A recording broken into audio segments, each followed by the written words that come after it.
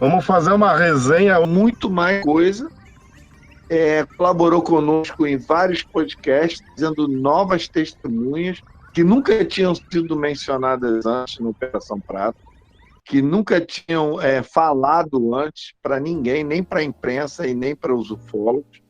Então, isso é uma gratidão que eu tenho aqui com o Heitor, posso até expressar publicamente, porque ele colaborou bastante, trouxe muito rico acervo de novas testemunhas, de novas histórias, de novas informações, e por isso ele está aqui conosco hoje. A gente já estava há bastante tempo querendo que ele viesse, para ele justamente falar um pouco e contar um pouco dessas histórias que, em sua maioria, são inéditas. Então, eu queria começar, o Heitor, queria que você se apresentasse, falasse um pouco de você, quando você começou, quando que as suas pesquisas começaram e por onde você andou e como é que é o acervo que você conseguiu consolidar hoje. O que você tem hoje, assim, en passant, resumidamente, o que você pode falar para a gente do teu trabalho, só para o pessoal te conhecer e saber que você é uma força da nova geração.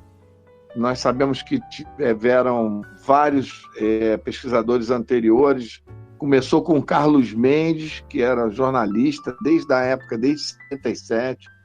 Aí depois passou pelo Daniel Rebisso, grande pesquisador, um homem que estava de frente na época nas investigações.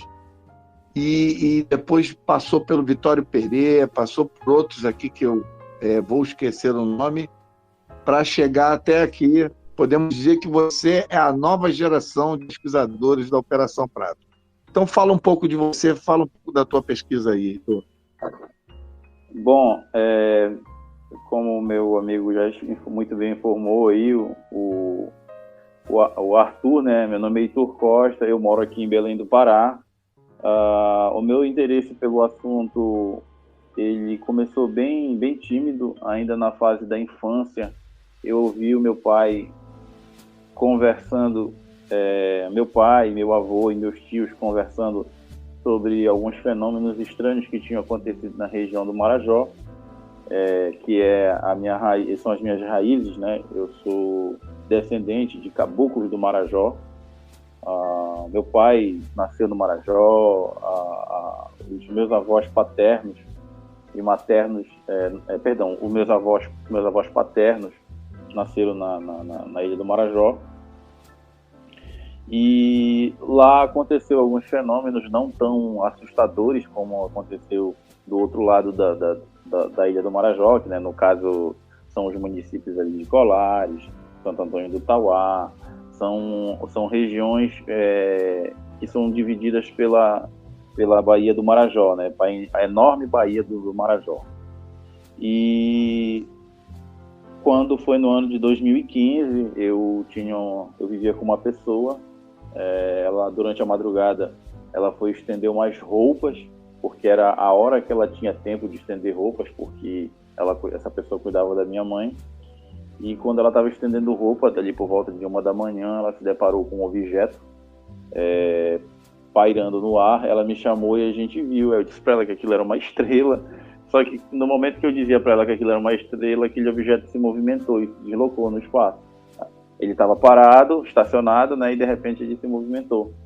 Aí dali foi um estalar, vamos dizer assim, foi algo que instalou na minha cabeça. Aí eu comecei a correr atrás do assunto, comecei a pesquisar e eu acabei descobrindo que tinha um fundo de verdade em tudo aquilo que estava disponível na internet, vamos dizer assim, nas áreas de onde eu podia pesquisar, mas que algo poderia ser mais profundamente ser feito, algo mais profundo, né?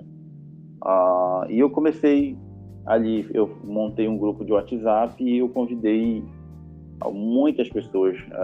Era lá no comecinho do WhatsApp, era uma coisa nova, né? E logo esse grupo chegou ali, eu acho que num grupo de 100 pessoas, e esse grupo foi diminuindo, foi mudando, foram tendo conflitos, foram tendo discussões, e ele se resumiu a um grupo menor.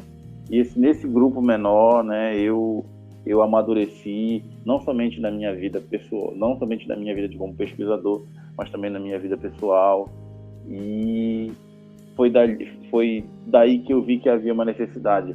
Eu percebi que havia muita desinformação, e há muita desinformação sobre o assunto, muita polêmica sobre o assunto, e eu considero o fenômeno chupa-chupa a maior manifestação ufológica mundial. Claro que não somente eu, mas outros pesquisadores também têm essa mesma leitura, né? E o meu objetivo em correr atrás dessas informações é tentar fazer uma reparação, ainda que tardia, porque, infelizmente, as pessoas que eu gostaria de fato de entrevistar, em sua maioria, infelizmente, já estão no andar de cima. E ainda há algumas que sobraram, eu estou correndo atrás para entrevistar e guardar. Eu quero que essas informações cheguem nos livros de história um dia, né? E até isso chegar é preciso uma caminhada muito grande, né? A documentação desses assuntos, ela precisa ser muito bem feita, ela precisa ter critério, precisa ter responsabilidade. Eu não posso estar comprometido com o entretenimento, eu tenho que estar comprometido com a seriedade dos casos, né? E é o que eu venho procurando fazer. Se eu achar ouro, eu vou apresentar ouro, mas se eu achar, de repente, prata ou bronze, eu também vou apresentar aquilo que eu achei, entendeu?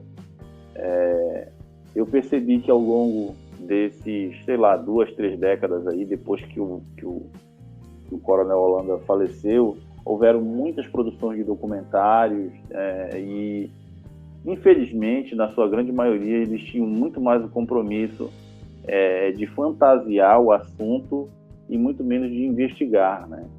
O primeiro documentário escrito, o primeiro documentário que um ser humano produziu foi chamado O Esquimó. Foi um documentário onde o cara fazia uma investigação em cima da vida de um esquimó. E foi sucesso na época, né? Se não me engano, foi 1950 ou 1920, não lembro bem a década. Mas o objetivo principal daquele documentário era retratar a vida de um esquimó. E de lá para cá, né, as produções eu vejo muito fantasiosa, muito, como é que eu vou te dizer, muito misteriosas, transformando o que já é misterioso em ainda mais misterioso, e sem contar algumas aberrações que eu vejo o pessoal fazendo, desvirtuando a verdade. Então, o sensacionalismo da mídia, né, Heitor? Que acaba atrapalhando, entendeu? Isso acaba atrapalhando, porque acaba trazendo para os olhos do espectador, ele acaba descrendo daquele assunto, porque está muito fantasioso, está muito extraordinário, né? E, infelizmente, acaba sempre deixando esse assunto para debaixo do pano, sempre varrendo o assunto por conta essas atrapalhadas que vêm acontecendo. Então, eu sou uma voz lá no fim do túnel, eu não sei até onde eu vou conseguir, mas algo eu vou trazer. Eu não tenho intuito nenhum de me promover, o Heitor, não é meu objetivo. O meu objetivo é trazer à tona as pessoas que viveram e conheceram esse mistério, e chega de mais do mesmo. Todas essas produções que eu vejo aí, todas fazem o mais do mesmo. E eu não estou aqui criticando pessoas, eu não estou aqui desqualificando o trabalho de ninguém. Mas, infelizmente, é sempre o mais do mesmo. Eu vou dar um exemplo aqui de duas pessoas que eu tenho um respeito. Por exemplo, eu tenho um documentário aí chamado De Carona com os OVNIs, que foi feito lá pelo Marcão, né? Ele estava na produção ali, e o nosso amigo lá, o Fred Morse. Eu não tenho nada contra as pessoas, mas a questão da fotografia no documentário, nota 1000, mas a narrativa foi mais do mesmo. Botaram de novo as mesmas pessoas para contar o que já contaram em outros episódios. Então, isso só é um exemplo. Nós tivemos ali o Linha Direta, onde o Linha Direta quis vender a história que o Holanda cometeu suicídio por causa dos extraterrestres. Tem uma série de aberrações aqui em algumas produções que, infelizmente, cai nesse abismo aí que tu acabou de dizer, que é vender o extraordinário, entendeu? E deixar o que é fato de segundo plano. Infelizmente mesmo. Então, vamos aproveitar esse gancho, né, Heitor? E vamos trazer o pessoal, porque o pessoal, Operação Prato, a Ilha de Colares, é o Chupa-Chupa, é o Irangê Holanda, tal. Ok. Isso a gente já conhece. O que você vai trazer pra gente, Heitor? O que tem escondido aí no Pará que você pode trazer pra gente? Bom, eu falei para o Arthur, né, que toda a vida que eu vou me apresentar num novo podcast, eu tenho me esforçado para não apresentar as mesmas coisas do que um outro trabalho que eu já fiz. Eu procuro sempre trazer coisas novas. Mesmo que isso ali eu tenha que sangrar um pouco, trazendo alguma coisa do meu documentário para cá, para expor, fazer uma préviazinha do que eu já consegui, né? Eu trouxe hoje aqui para vocês o depoimento do seu Carlito. O seu Carlito era um vereador no município de Santo Antônio do Tauá. Esse município de Santo Antônio do Tauá, ele é fronteira com o município da Vigia e fronteira com o município de Colares. Do outro lado, ele é fronteira com o município de Castanhal. Castanhal, Colares e Vigia foram regiões que apresentaram incidência de OVNIs. Alguns mais intensos, menos intensos, como Castanhal, outros mais intensos, como Colares e Santo Antônio do Umbituba, lá na Vigia, a comunidade de Santo Antônio do Umbituba, na Vigia.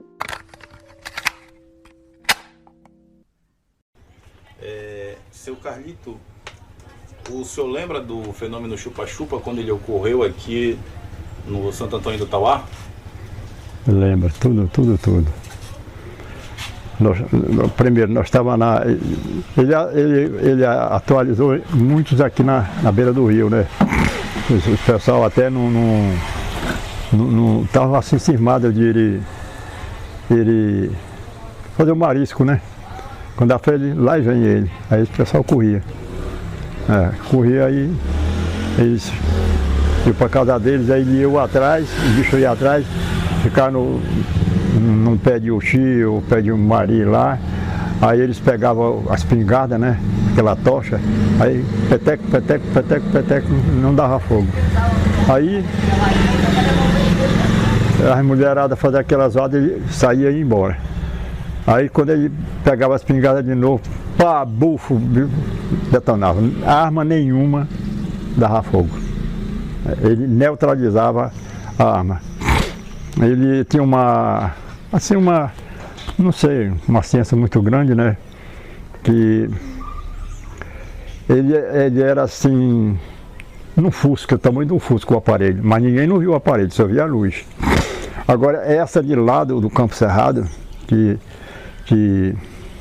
atacou lá o cidadão por Simão da Coronha, ele estava em casa, era 3 horas da madrugada.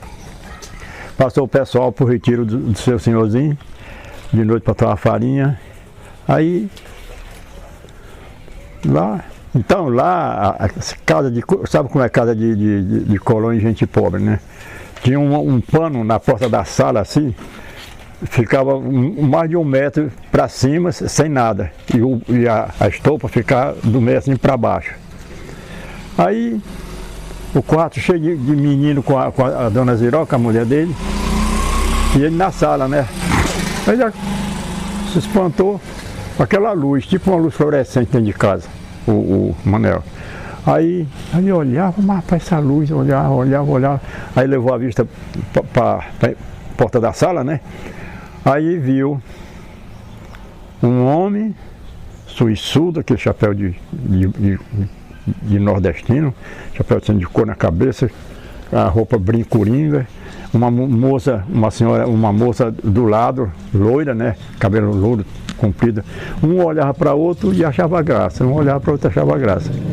E ele olhando, aquela luz tudo clara, com um pedaço, aí aquela luz começou a tremer. Aí um olhava para o outro, né? Era.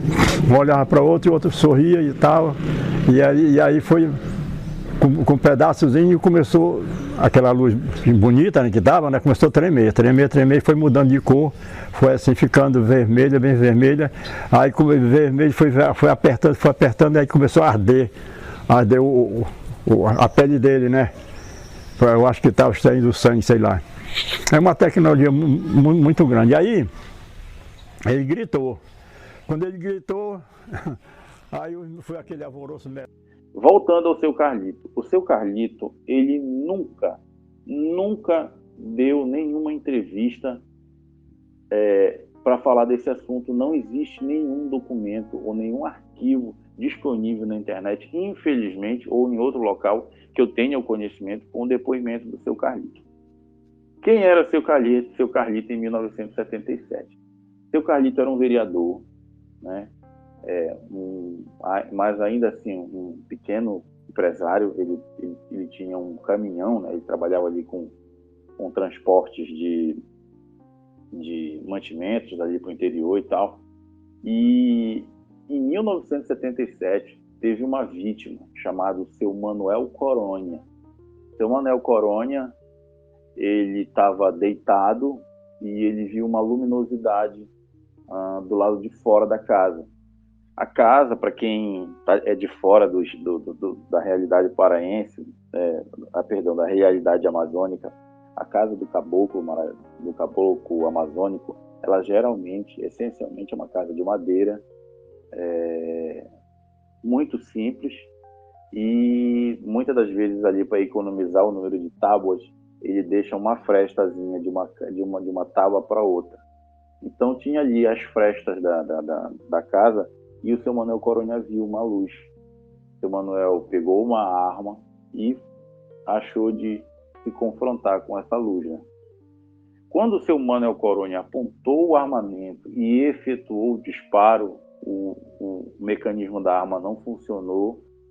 E, segundo o relato do seu Manuel Coronha, ele teria visto um objeto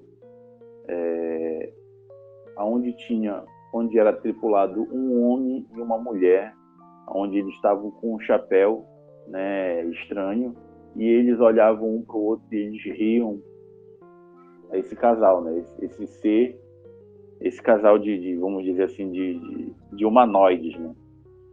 E eles dispararam de dentro dessa nave uma luz. Seu Manuel Coronha caiu e foi socorrido pela mulher e os filhos. Isso é contado nos jornais, isso é contado até mesmo nos relatos oficiais da aeronáutica, nos documentos oficiais da aeronáutica. Heitor, perdão. O Manuel Coronha era colega do Carlito? Não.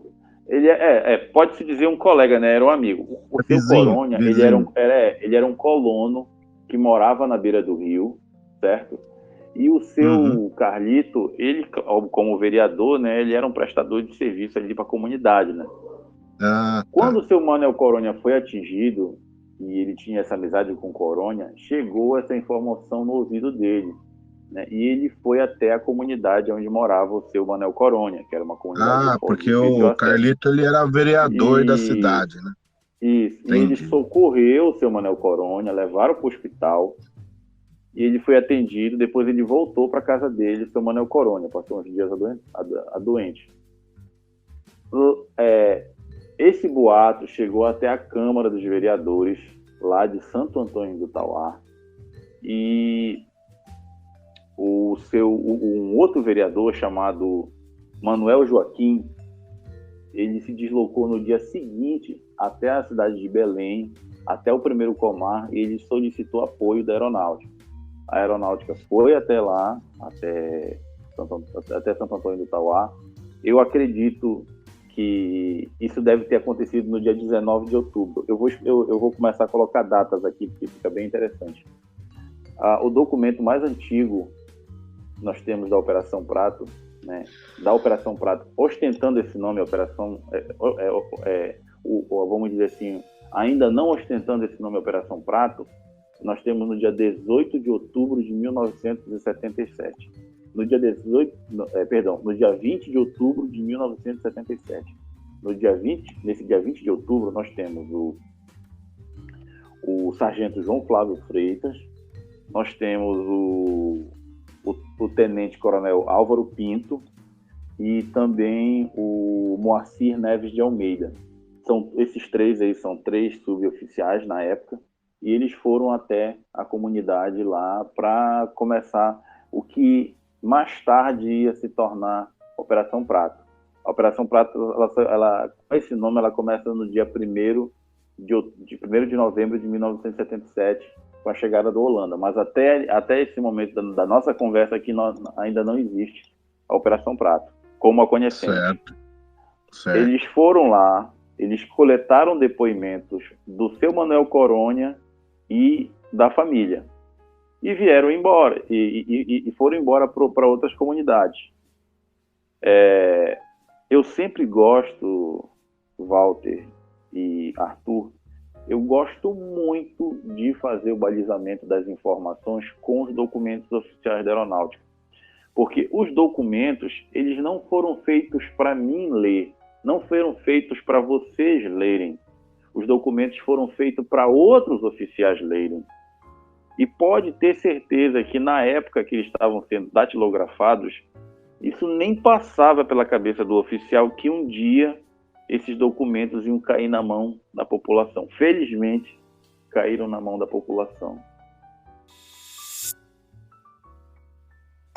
Voltando ao assunto. Isso aí, deixa eu só fazer uma interrupção, porque é importante a gente contextualizar. Isso aí que você falou é exatamente o que traz uma reflexão sobre o que aconteceu.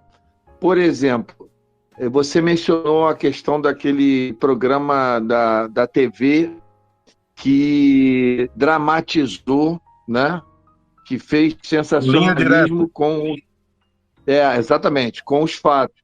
Na realidade, esse foi o tipo do material dramático de televisão que ele foi útil, entendeu? Ele foi extremamente útil, porque, veja bem, na época que ele foi lançado, se eu não me engano, foi década de 90, né, que foi lançado, ele foi extremamente impactante, justamente porque foi a primeira vez que estava se trazendo essas informações à tona, trazendo para o público leigo. E isso eu aprendi nessa trajetória aí de ufologia. Quando você lida com o público leigo, você tem que trazer a informação da maneira que a população vai entender, da maneira que a população vai absorver. E, claro, tem toda a arte, a TV é lúdica, ela coloca ali a dramatização, um pouco de sensacionalismo, mas o que eu quero dizer é que foi extremamente útil. Esse programa, eu tenho ele, tirando o aspecto de que ele pode não estar fiel aos fatos, totalmente fiel, vamos dizer assim, ele é um marco nessa questão da liberação da informação por parte dos militares. Ele trouxe um debate, ele tirou a Operação Prato, tirou os fatos que já acontecem no Nordeste, ou melhor, no norte do país, na região amazônica do país. Ele tirou esses fatos da escuridão, ele abriu para o mundo, e eu, particularmente, eu adoro aquele capítulo do programa, eu adoro aquele episódio específico da Operação Prato.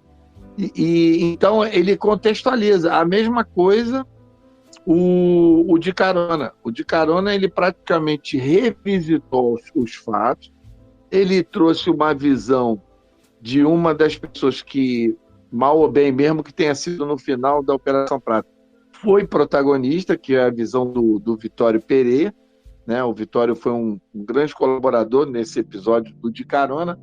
Então, eu vejo até nós chegarmos agora ao ponto que com você e com alguns outros que a gente já conversou, mas quem sabe algumas testemunhas que nós ainda vamos conversar, chegou ao ponto de a gente ainda poder se aprofundar, entendeu?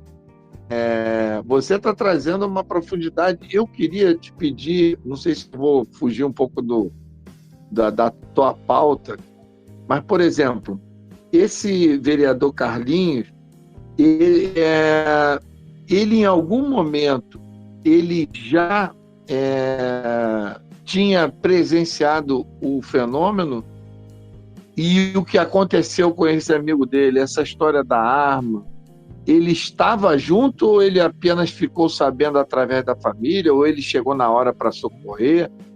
Como é que esclarece um pouco mais isso aí? Porque, se eu não me engano, ele fala que a testemunha que tentou atirar nos seres e não conseguiu, eu não sabia que ele tinha sido atingido por um raio, né? Não é isso? Vamos lá. Eu ia adorar entrar aqui numa seara de uma discussão aqui sobre pontos de vista, mas em respeito ao pessoal, deixa eu continuar o segmento aqui da conversa, dar prosseguimento na conversa, até para ter uma leitura correta da situação. Então, o seu Manuel Coronha, com essa situação lá, dele ter sido atacado e tal, começou a rolar o boato lá na região, né, de que estava acontecendo esse fenômeno, e o seu Manuel Coronha foi vítima num dia muito intenso, que foi o dia 18 de outubro, não sei explicar por que razão, mas esse dia, quando você faz a revisão dos documentos oficiais, você encontra vários casos, inclusive no município de Colares, Santo Antônio do Tauá. Eu acho que nessa noite específica, nós temos mais vítimas no município de Santo Antônio do Tauá, nas margens do rio Tauá. E você lembra, Heitor, só desculpe interromper, você lembra a data exata desse episódio com o seu Manuel Coronha? 18 de outubro. De 77? 18 de outubro de 77. Então estava em plena efervescência lá, né? O negócio estava bombando lá. E essa conversa com o Carlito, ela trouxe uma coisa bem interessante. A imprensa, ela apanhou dos militares na questão da catalogação das informações. Em relação a Santo Antônio do Tauá, se você for comparar os jornais da época, você só encontra o caso do seu Manuel Coronha. Quando você compara os relatórios oficiais, tem para mais de 8 casos. Em relação a verseres, tem 2 casos relatados nos relatórios oficiais, o do seu Coronha e de uma outra testemunha. E nessa minha revisão, a gente acabou descobrindo uma coisa muito interessante. Segundo o seu Carlito, tanto o seu Manuel Coronha quanto a dona Alzira, que é chamada de Ziroca, quando o pessoal escutar o áudio aí dele relatando, a dona Ziroca, todos eles foram atacados pelas luzes, tanto o marido quanto a mulher. Essa era uma informação nova, porque isso não está no jornal. O jornal não diz. A gente foi até os documentos e a gente encontra uma Alzira dentro dos documentos oficiais da Aeronáutica. Eu estou correndo atrás. Eu não sei em que momento eu vou conseguir, mas eu estou atrás de encontrar um dos filhos da dona Ziroca com o seu Manuel Coronha, que eu quero que ele me confirme se essa Ziroca que está no relatório, dessa Alzira que está nos relatórios oficiais da Aeronáutica, é a mesma mãe dele. Porque se for, a gente vai ter ali um caso que foi ocultado. A imprensa noticiou o caso do marido, que foi atacado, mas não noticiou o caso da mulher. Provavelmente, a próprio pedido dos militares, né, eles devem ter pedido para que eles mantivessem silêncio sobre isso, né, não falassem sobre esse assunto. No áudio, o seu Carlinho, no áudio, o seu Carlito, ele menciona que é Manuel Coronha, o nome exato dele, é isso? Da vítima é. Isso. Ele menciona que o seu Manuel Coronha descreveu mais ou menos as vestes dos seres, né? Sim. Do homem e da mulher. E eu acredito que aquilo seja apenas uma comparação que ele fez pelo que ele conhece. Ele comparou alguma coisa que estava na cabeça do ser como sendo um chapéu de vaqueiro, né? Ele comparou a um chapéu de couro desses de vaqueiro, de cangaceiro, né? Se não me falha a memória. E eu achei interessante também que ele menciona que o seu Manel Coronha falou que os seres se olharam e riam, né? Sim. Como se estivessem, vamos dizer assim, muito à vontade, né? Rindo pelo fato das testemunhas estarem assustadas com eles, alguma coisa desse tipo. Você pode discorrer um pouco mais sobre isso? Sim. Uma coisa muito legal é que a descrição desses seres não se isola somente no seu Manel Coronha. Nós temos uma segunda vítima, que nós estamos num processo aí de conseguir chegar até ela. Dá também devagar, mas a gente deve conseguir. Se chama o seu Manuel do Espírito Santo. O seu Manuel do Espírito Santo tinha 20 anos de idade. Este homem nunca deu depoimento para nenhum jornal. Ele somente deu o depoimento para os militares da Operação Prato. E esse caso do seu Manuel do Espírito Santo, ele ocorre dias antes do seu Manel Coronha. Acontece no Dia das Crianças, acontece no dia 12 de outubro de 1977. Acontece o seguinte: o seu Manel do Espírito Santo, ele estava em frente à casa dele, por volta de 11h30. Ele estava conversando com alguns amigos, que eu me recordo aqui é o Júlio, o Paulo, a Deca e um Carlito, que não é o nosso Carlito vereador, era um outro Carlito que tinha na história. Quando um objeto, no formato de uma garrafa de cerveja, né, ali flutuando, né, uma garrafa de cerveja emborcada para baixo, aonde seria o gargalo da cerveja, da garrafa de cerveja, era um canhão de luz, né?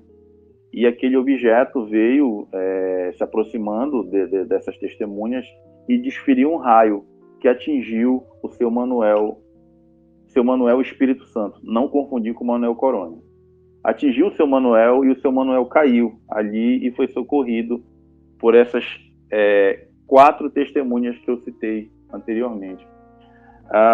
Eu vou ler aqui, né, aproveitando que o Arthur tocou o dedo nessa ferida aí, né? E eu vou ler exatamente o que está escrito nos relatórios oficiais da Aeronáutica. Eu sei que aí do outro lado deve ter algum viciado em Operação Prato como eu, algum retardado que se dá o trabalho de ler, igual eu, a ler os relatórios, entendeu? E diz exatamente o seguinte: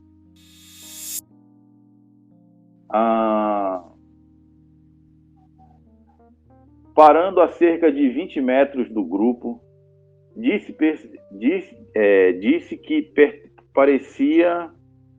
percebeu então que a luz era tripulada por 2 elementos de aparência humana, sendo um homem que ocupava o lado esquerdo e uma mulher que estava do outro lado, e um equipamento de intercomunicação. O elemento da esquerda levou às mãos um óculos, ou seja, esse ser tinha um óculos, né? Como se eu quisesse observar de maneira mais próxima, atento ao grupo de pessoas, que são aquelas pessoas que eu relatei. Ao mesmo instante, um outro, através de no mesmo instante, o outro, através de um tubo existente na lateral, dirigiu um feixe de luz luminoso de cor vermelha em direção ao grupo. Tendo sido atingido diretamente, sentiu um forte abalo, como um choque elétrico. Eu vou dar uma parada aqui. Tem mais uma testemunha que eu entrevistei no município de Mosqueiro, e ele fala a mesma coisa. Ele diz que ele foi atingido por um raio elétrico, por alguma coisa que emitia um choque elétrico. Inclusive o Newton Cardoso, que apareceu lá De Volta no Carona com os OVNIs, ele fala também que ele foi atingido por algo que possuía uma carga elétrica, né? Enfim, ele foi atingido, né? E aqui continuando a leitura, iniciando pelos pés até a cabeça. Sobreveio então a paralisação, ou seja, ele ficou totalmente paralisado. O aparelho se afastou gradativamente, tendo a velocidade, o aparelho se afastou gradativamente, aumentando a velocidade. Manuel começou a se movimentar, sentiu-se mal, porém mesmo entorpecido durante alguns minutos. Enfim, aí o relatório continua contando, né, a forma do objeto e tal. O que é interessante daqui, isso acontece no dia 12 de outubro, no Dia das Crianças. Nesse mesmo dia, houve um outro ataque numa outra localidade chamada em Vigia de Nazaré. Lá em Vigia de Nazaré, nesse mesmo dia, uma jovem foi atacada. Essa jovem era filha de um delegado de polícia da região e ela ficou louca. Essa é a informação que a gente tem depois do ataque dessas luzes lá no município da Vigia. Mas como o assunto aqui não é Vigia de Nazaré, a vítima sofre de transtornos mentais até hoje. Felizmente está viva. Eu já consegui identificar, já tenho foto dela. Ainda no final desse mês eu devo encontrar com a família dela. Não, é óbvio que não seria ético eu entrevistar ela, né? Mas eu devo conversar com a família dela ainda esse ano. Perdão, ainda esse mês. É aquela senhora que o Arthur Vernet contou aqui no podcast? Não, o Rony. Aquela senhora que tu tá te referindo se chama Silvia. Rony Vernet, perdão, Rony. A dona... Rony Vernet. Tá certo. A senhora Silvia, ela foi atacada no dia 29 de outubro de 1977. E esse caso que eu estou contando é no dia 12. Então tem uns dias aí de diferença, entendeu? Tá. Mas eu queria só queria só fazer um parênteses aqui. O que eu acho mais interessante quando o Heitor fala é que a gente vai vendo como as características de comportamento do fenômeno e até também, claro, da população, elas vão se corroborando. Porque você vê, tem vários casos que vão se somando e vão um corroborando o outro. Por exemplo, de pessoas que tentaram atirar nos seres. Nesse caso aí, esse senhorzinho, a arma não funcionou e ele ainda recebeu um feixe de luz. Em outros casos, também houve um revide. E também a questão de quando eles veem, parece que esses objetos, em sua maioria, não tinham nenhum pudor de se deixar serem vistos, né? Porque tem outros casos também que as testemunhas mencionam que dava para ver as pessoas dentro daqueles equipamentos. Agora, esse que você descreveu aí, pelo jeito, a testemunha estava descrevendo aquela nave característica do chupa-chupa mesmo, né? Aquela que é menor, que é cilíndrica, que tem uma espécie de janela que você consegue ver os tripulantes e que tem aquele tubo do lado da nave que desferia a luz, que essa que era a luz que era chamada de chupa-chupa. Estou correto? É isso mesmo? Assim, não tem como não viajar na maionese falando desse assunto, e a gente viaja de maneira gostosa. O tubo que fica embaixo do objeto, a gente acredita que ele seja ligado ao mecanismo de propulsão do objeto, né? Que aquela energia que é gerada ali, ela está ligada ao mecanismo de propulsão do equipamento. E esse objeto que você falou aí, desse raio laser que fica do lado... Que ficava na lateral, exatamente. Seria o responsável pelo que se acredita, né? Sugar o sangue ou a energia vital, né? Que, enfim, esse assunto também é bem interessante. Tem gente que afirma que acredita que estava sugando sangue e tem gente que acredita que estava implantando um chip. E aí vai embora a discussão, entendeu? Bem interessante aí. Mas assim, eu queria eu queria, sem te interromper, já interrompendo, eu queria aproveitar e te pedir porque desde aquele depoimento do brigadeiro, do coronel, eu não lembro se ele é brigadeiro ou era coronel, do Gabriel Brasil. Certo. Desde aquele depoimento dele, eu fiquei com uma pulga atrás da orelha sobre a narrativa que ele fala, que é um fato, de novo, corroborando, igual a esses que você mencionou, que ele diz que ele estava em presença dos militares, tinha uma pessoa, um morador junto, e na hora que o objeto apareceu, esse morador sacou da espingarda e tentou atirar no objeto e recebeu um raio fulminante na presença de todos, e todos viram. Mas não ficou claro se essa pessoa chegou a falecer, se ela foi vítima, vamos dizer assim, fatal desse tiro vindo do objeto, ou se ele apenas tomou um choque muito forte e foi jogado ao solo.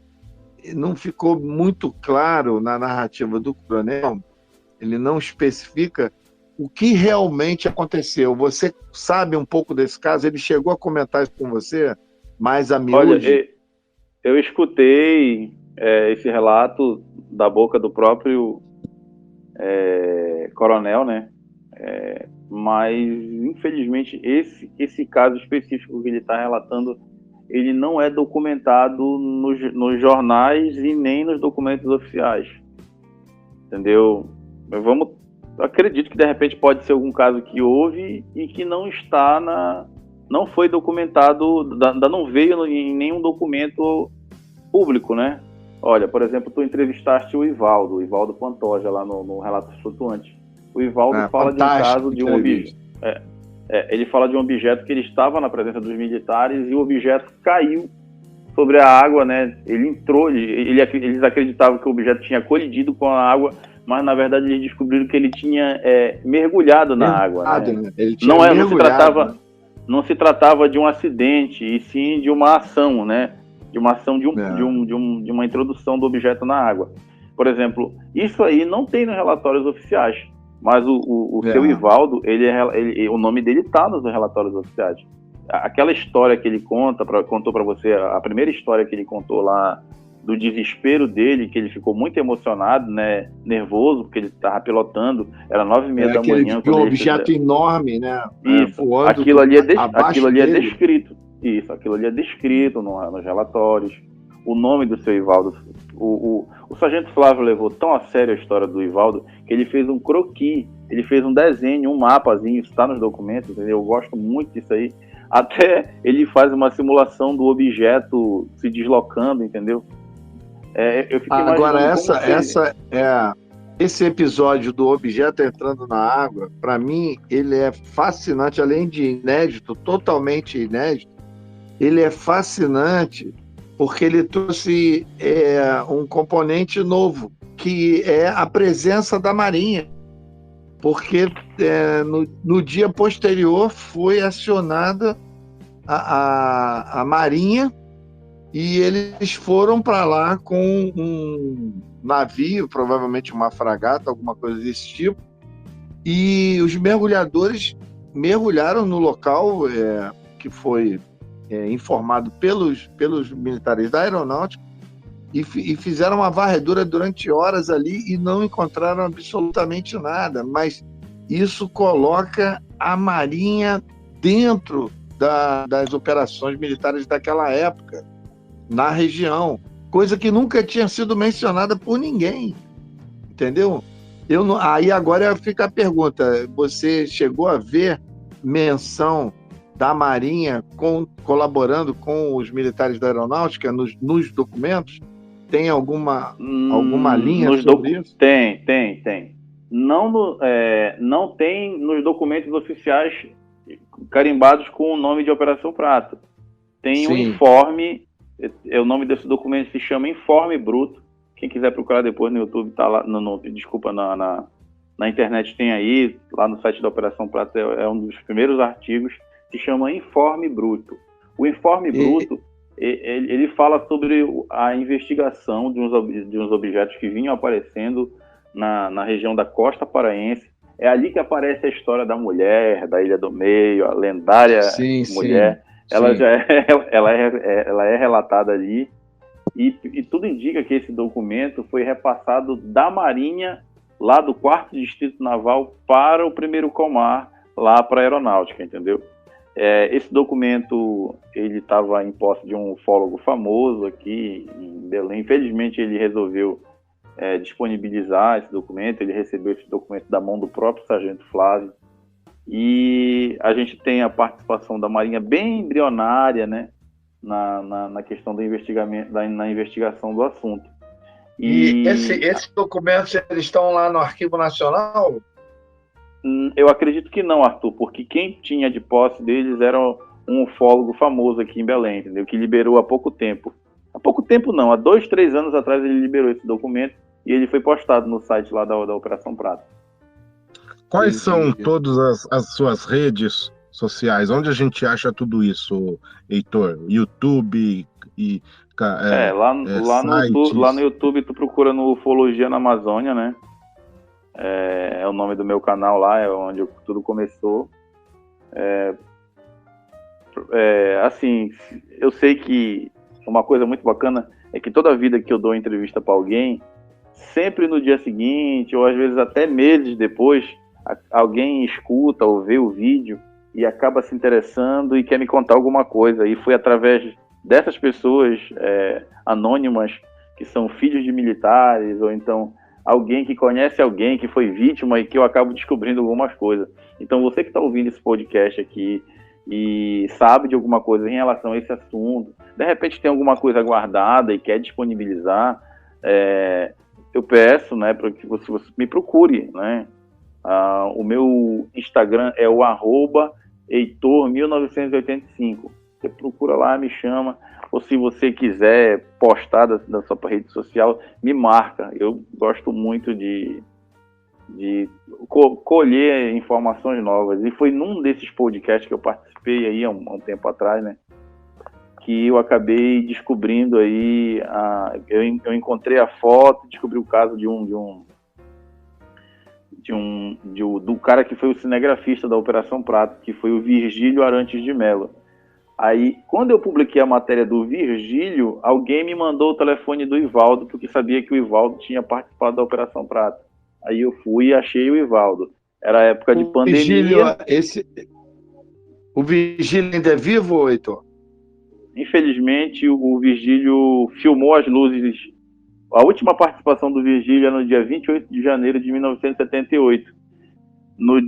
Quando foi no dia 31 de outubro daquele mesmo ano, o avião que ele estava pilotando sobre a Baía do Marajó sofreu uma pane e o avião acabou caindo. No mesmo ano, e ele, infelizmente, a gente perdeu o Virgílio. Ele era alguém que, se tivesse vivo, ia dar uma grande contribuição, tão grande quanto o Ivaldo. Porque ele era o cara que operava a filmadora. Se o Walter não tiver nenhuma indagação aí para fazer, eu queria te fazer um pedido aqui. Fala aí, Walter. Não, eu queria só puxar o gancho dessa questão aí das águas, né? Dos aparelhos, né? Que entrava na água. Essa cidade aí do senhor Carlito, Santo Antônio do Tauá. Santo Antônio do Tauá. Tem o rio que passa, né? Isso, é o Rio Tauá. É o Rio Tauá. E será que teria alguma ligação esse rio também com as aparições? Existe algum relato uma ligação, sobre isso? Existe uma ligação aí que a gente ainda não conseguiu fechar, né? Quando eu digo a gente, é porque eu não trabalho sozinho, né? Eu tenho outros pesquisadores que são dedicados a outros casos dentro do assunto Operação Prato, né? A pesquisadores que nem moram aqui. Inclusive tem um que mora aí no Rio de Janeiro, que eu acho que o cara sabe mais de Operação Prato do que qualquer um. Assim, quando eu digo que ele sabe, não significa que ele é melhor, mas sim porque ele tem gravado as datas e as informações tudo organizadinho na cabeça dele. Então, quando tu pede para ele uma informação, ele diz, olha, vai em tal lugar que tu acha, entendeu? Enfim, existe uma ligação entre esses objetos e a água. Pelo menos aqui na Amazônia é assim. O nome do meu documentário é Na Rota das Luzes, os mistérios nos rios da Amazônia. O rio, a calha do rio, para o pescador, aonde ele encontra o seu sustento. É dali que ele tira a sua subsistência, né? Não tem nada tão importante quanto o rio. Ele lava a roupa ali, tira a alimentação dele ali. O rio faz parte do cotidiano daquele homem do campo, né? Daquele pescador, né? Daquele marisqueiro, né? E para o fenômeno OVNI, ele está justamente na calha do rio. Eu vou contar alguns casos aqui que vocês talvez não conheçam, mas todas essas pessoas que eu vou citar aqui, elas moravam em frente ao rio. O cidadão lá no município de Ananindeua, naquela célebre entrevista do Holanda, ele fala de um rapaz, o Luiz, que teria visto um humanoide descer de uma nave com os braços abertos. Esse cidadão morava na beira do rio, no município de Ananindeua. O seu Manel Coronha e a dona Ziroca, que foram vítimas do chupa-chupa, pelo que a gente vem descobrindo, eles moravam a menos de 10 metros do rio. Quando vocês entrevistaram o Rony Vernet, ele contou a história da Silvia e do seu Benedito. A Silvia e o Benedito moravam de frente para o rio a poucos metros. Inclusive, o próprio Rony desceu comigo na noite, né, que a gente foi lá, e a gente viu o rio nos fundos do quintal da casa, nos fundos, em frente à casa, a gente viu lá no final a calha de um rio, entendeu? Então, existem muitas teorias, né, tanto para quem defende a hipótese terrestre ou extraterrestre, de que existe alguma ligação com o rio. Por algum motivo, eles se baseavam na calha do rio para encontrar suas vítimas. Te dar uma resposta do porquê, infelizmente, nessa ocasião eu não posso te dar. Talvez eu nunca tenha essa resposta. Mas o que eu posso te garantir é que aqui na região amazônica, o local preferido sempre são próximos a massas de água. E como o Rony estava por aqui, a gente acabou fazendo um paralelo que os casos que ele investiga lá no Acre, também existe uma proximidade com o rio. Não sabemos o porquê. Pode ser que, sei lá, de repente der uma pane no objeto, o objeto mergulha na água, ou também a água pode ser um mecanismo para ele se evadir numa situação de perigo, né, de perigo iminente, né? Heitor, eu acho que é bastante óbvio. É muito fácil a gente especular sobre os motivos, porque me parece bastante óbvio. Você falou aí, já me veio logo inteira a informação na cabeça. Primeiro, os rios são como se fossem estradas aquáticas, ou seja, propiciam o acesso. Eles podem chegar através dos rios, dos igarapés e dos afluentes, eles podem chegar muito mais longe sem serem vistos, sem serem notados. Esse é um aspecto interessante. Eu acho que provavelmente não passam de vias fluviais, da mesma maneira que o caboclo usa as vias para poder trafegar de uma cidade para outra, de uma região para outra, de um local de pesca para outro. Esses caras vão pelo fundo. É muito fácil você imaginar que na costa marítima mesmo, que aí já está em mar alto, provavelmente é onde ficavam os objetos de maior tamanho, de maior porte, que provavelmente liberavam esses outros de menor porte que trafegavam entre os afluentes e os igarapés para poder chegar até as regiões, para poder... A ufologia na Amazônia, eu nunca fui aí, eu sou apaixonado, eu sou louco para ir até aí. E quando eu for, eu vou fuçar um bocado, né? Vou assuntar um bocado, igual você faz aí, eu vou junto. Mas o que eu quero dizer é o seguinte, me parece que, apesar das distâncias, apesar de longas regiões desabitadas, que provavelmente devem existir aí na região, esses seres, eles tinham uma ligação muito forte com as pessoas, né? Eles estavam sempre, mesmo em longas distâncias, estavam sempre procurando se aproximar das pessoas, entendeu? Por alguma razão, e ao mesmo tempo, num contraponto, é onde a gente encontra maior, vamos dizer assim, maior testemunho de, entre aspas, de agressão. No mundo inteiro, se você, hoje eu até comentei isso lá no grupo que eu faço parte, no mundo inteiro você dificilmente vai encontrar tantos episódios onde os seres ou revidaram ou tiveram a iniciativa primeira de emitir raios e, de alguma forma, entre aspas, de novo, agredir alguns moradores, algumas testemunhas, né? Em lugar nenhum do mundo você vai encontrar isso. Estatisticamente, o maior número de pessoas que, por alguma razão ou outra, foram ou se sentiram agredidas por esses seres, em lugar nenhum do mundo você vai encontrar uma estatística tão grande quanto é aí na região norte, na região amazônica.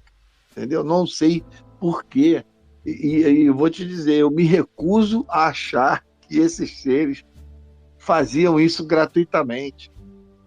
Alguma coisa eu acho que acontecia, eu não sei se eles não conseguiam, vamos dizer aqui, antagonizar as espingardas, os tiros, e aí eles usavam esse tipo de tecnologia revidando e acabando trazendo consequências na saúde desses moradores.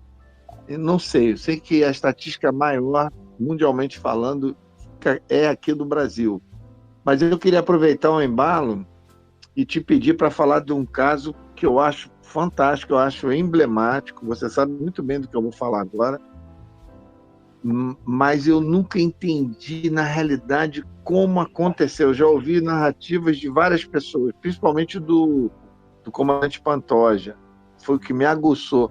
É aquele caso famoso que você até falou que ia pegar um carro e ia até lá para fazer uma investigação da fazenda, que parece que os militares foram avisados e eles foram até lá, e quando chegaram lá eles viram uma nave pousando, e me parece que eles fizeram algum esquema para interferir e a nave vazou, foi embora. Eu não sei se eu estou contando corretamente o caso, mas fala um pouco. Você sabe qual que eu estou falando, né? É uma fazenda. Peraí só um instantinho. Eu já respondo a tua pergunta. Deixa eu só resolver um negócio aqui. É um minuto, peraí. Tá ok. Só um minutinho.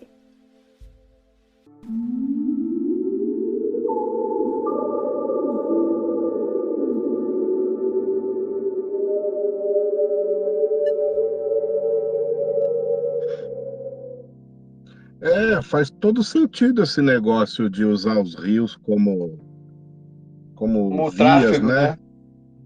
Como vias de acesso. Sim. É muito fácil você imaginar e especular sobre isso. Entendeu? Porque o pessoal lá falava que os tais aparelhos, né, eles tinham o tamanho de um Fusca, né? Eles sempre falavam isso, é tamanho de um Fusca. Porque o Fusca tem o quê? Sei lá, uns 2,80 metros, 3 metros, né, de diâmetro, vamos dizer assim, né? Olha... Talvez isso fosse para facilitar justamente essa locomoção, entendeu? Para que eles não ficassem... O que mais me impressiona, né, é que a descrição dos seres também, né? Eram seres nórdicos, né? De cabelos longos e loiros, né? Eles se misturavam, né? Tanto é que tem a lenda lá da mulher da Ilha do Meio, que a princípio era uma loira nórdica. Uma gringa, né? Mas diziam também que ela era baixa. Eu achei interessante, isso é uma boa pergunta para o Heitor. Achei interessante ele mencionar que essa história da mulher da Ilha do Meio estava nos documentos militares. Isso É. me parece que é um ponto a favor da história. Porque essa história virou polêmica, né? Tem alguns pesquisadores que enchem tem alguns pesquisadores que enchem a boca para dizer que é uma lenda, foi inventado. E outros afirmam que ela pode ser verdadeira porque tem muitos indícios que levam a crer que a história pode ser factível, entendeu? Então, quer dizer, se isso está mencionado nos documentos militares, aí já é um ponto a favor da história. Mais veracidade, né? Exatamente. Cara, só de ouvir essas histórias. E o Heitor, eu não sei se ele percebeu, mas se ele não ouviu agora, ele vai ouvir depois, quando a gente soltar o programa já gravado. Sem querer, ele está criando método. Isso aí torna o trabalho dele com uma como é que se diz? Uma metodologia, padrão, né? Assim, uma metodologia científica. Quando ele fala em comparar os fatos diretamente com os documentos militares, isso aí é criar método. Isso aí é desenvolver metodologia. Essa questão dos fatos que se corroboram, das agressões, dos seres que foram vistos, todos são sempre, me parece que a maioria são sempre com a mesma aparência, né? Eles são humanos, esse é um detalhe interessante, né? Exato. Os seres da Operação Prato, em sua maioria, são seres humanos.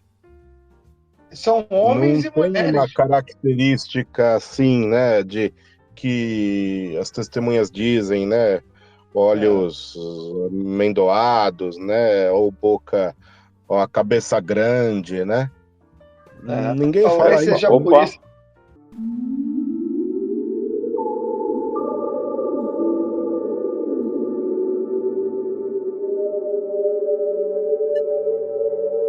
Olá, Heitor. Heitor. Lá vou acabar invadindo aqui a conversa de vocês. Já fazendo um comentário em cima do que o Walter falou aí. Nós temos os dois personagens, Walter, relatados. Tem também? Olha. Tanto o famoso Grey, né? O disparado Grey, né? Que é o campeão de todas as ocorrências ufológicas. Em qualquer lugar do mundo, o Grey está sempre lá metendo o dedo, né, no bolo. E nós temos aqueles personagens, né, que lembram uma figura de um nórdico, né? Esses dois elementos, eles estão coadunando junto da Operação Prato. Entendeu? Curiosamente. Eles chegam a interagir? Algum testemunho cita os dois ao mesmo tempo? Não. Só isoladamente, entendeu? Isoladamente. Isolado. Entendi. A única coisa que é comum aos dois é a questão da agressividade, infelizmente, né? É incrível como o fenômeno aí é invasivo, né? É agressivo mesmo. Não existe outros relatos assim no mundo, assim, não sei, talvez nos Estados Unidos, né? Que existem muitas questões de implantes e tal, né? Mas assim. Eu vou te contar uma história aqui, entendeu? Eu vou voltar lá para a Fazenda Jeju para falar daqui a pouquinho sobre ela, né? Mas eu vou te contar uma coisa. Da minha história da Fazenda aí, pô. Tá. Mas eu vou contar uma coisa bem legal aqui. Bem legal, não, né? Bem interessante. Eu tive a oportunidade de conhecer uma vítima do chupa-chupa, que ela não está nem nos relatórios da aeronáutica nem nos relatórios dos militares, né? Ela foi atacada no município de Santa Isabel, que é um município que fica vizinho a Santo Antônio do Tauá. Ela era marisqueira. Para quem não sabe, marisqueira são aquelas pessoas que coletam aquele bicho chamado mexilhão, que é geralmente vendido nesses restaurantes granfinos aí, entendeu? Essa senhora foi atacada pelas luzes. 45 anos depois, a neta dela viu uma das minhas lives, entrou em contato comigo e eu fui lá entrevistar ela. E eu acabei fazendo uma amizade lá com ela. Eu te confesso que eu tenho ali eu tento manter o máximo de equilíbrio com a situação, eu tento não me envolver com a testemunha, não embarcar muito, porque eu posso, naquele momento, deixar a emoção tomar conta e eu acabar perdendo o viés da entrevista, né, e extraindo dali as informações. E, cara, como eu já contei em outra oportunidade, eu me emocionei, eu chorei. Eu, Heitor Costa, confesso, como ser humano, eu falhei ali e acabei chorando junto com a vítima, porque ela contou o que ela viu, né, que ela foi atingida por uma luz, as irmãs saíram correndo, né, enquanto ela estava pegando aquela descarga elétrica próximo da água, e quando o bicho, como ela diz, né, o bicho foi embora, a família socorreu ela, colocaram dentro de uma rede, levaram para dentro de casa, ficaram curando com um óleo que é extraído de uma árvore chamado andiroba. Não sei se vocês já ouviram falar, andiroba. Ela ficou no local, ficou uma marca de uma queimadura e ficaram passando a andiroba, né? Eu pensei que tu ia falar do Jucá. Você conhece Jucá? Não. Conheço o Jucá. Aqui também eles usam. E eles ficaram curando com andiroba. Essa senhora teve febre durante alguns dias. Quer dizer, na época era uma adolescente, né? Ela teve febre e tudo mais. E ela comentou com alguns vizinhos e comentou com algumas pessoas. E muita gente passou a fazer chacota, dizer que aquilo era mentira, que ela estava ficando doida. Fizeram uma alusão com o Boto. O Boto é um personagem místico aqui da região, né? Tem um animal, mas tem a lenda do Boto. A lenda do Boto, que mantém relações sexuais com as mulheres e tal. E começou a se rolar uma fofoca de que ela tinha mantido relações sexuais com alguém e que ela tinha inventado essa história. E começaram a fazer muita papagaiada com isso, e isso chegou... O pai sabia de que ela tinha sido vítima, né? Mas isso chegou no ouvido do pai, né? Que na verdade não tinha sido nada de luz e que tinha sido uma relação sexual e que nessa relação ela tinha engravidado e tal. Cara, resumindo a história, o pai dela tomou conhecimento disso no porto onde ele trabalhava, ele ficou extremamente aborrecido, ele pegou um caroço, pegou uma vassoura de açaí, que é um como é que eu vou dizer aqui? É um cacho cheio de galhos, né? Galhos assim, meio que moles, eles fazem de vassoura aquilo. Ele levou ela para o fundo do quintal e deu uma surra nela. Mas deu uma surra, né? Porque ele proibiu ela de falar sobre esse assunto. E se ele pegasse mais uma vez ela falando sobre essa história que tinha sido atacada pelas luzes, ele ia dar uma surra muito maior. Que é absurdo, mulher, né? Você vê como é que era. É a cabeça do caboclo, E ela me contou isso, cara. Ela me contou isso, né? Ela começou a chorar porque debaixo de lágrimas, né? Debaixo de lágrimas. E eu não aguentei e acabei chorando, né? Aí o Paulo Henrique, se estiver me ouvindo, muito obrigado, filho dela, e disse: não, Heitor, não tem condição de continuar isso aí. Bora parar por aqui? Aí eu, não, eu vou parar a gravação do vídeo, mas eu vou manter o áudio. Aí a gente continuou conversando e tal. Aí eu pedi para ele: Paulo, olha, eu preciso publicar esse material da tua avó e tal. Ele: não, Heitor, a gente vai conversar em família e o que a gente decidir tu vai fazer ou não, porque a mamãe sempre contou essas histórias aqui, mas ela nunca tinha entrado tão profundamente no assunto como ela entrou contigo aí nessa conversa, e tu viu aí o estado que ela ficou. Então é uma situação que eu tô tentando... vou dar um palpite aí. Vou dar um palpite aqui. Não sou psicólogo, nem psiquiatra, nem terapeuta, mas há uma grande possibilidade dela ter chorado não pela história do pai dela ter alguma lembrança da surra que ela tomou. Há uma grande possibilidade dela ter chorado muito mais pelo fato ufológico que ocorreu com ela, por tudo que ela sentiu, todo o medo, todo o trauma daquela experiência, do que propriamente por ter tomado uma surra do pai. Com certeza absoluta. Provavelmente ela tem toda essa memória, vamos dizer assim, uma memória sensorial, uma memória, como se dá o termo? Emocional, relacionada muito mais ao fato ufológico que ocorreu com ela do que Das pessoas não propriamente terem acreditado nela, né? Sim, eu acho que juntou tudo, mas o núcleo da questão emocional, com certeza, porque ninguém, cara, isso aí é uma coisa que de vez em quando a gente fala, ninguém sai de uma experiência dessa a mesma pessoa, entendeu?